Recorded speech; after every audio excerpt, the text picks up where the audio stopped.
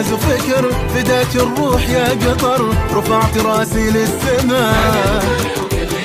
أقسمنا واخذنا عهد نبني ونعمر هالبلد، وكل من فيها العالم شهد.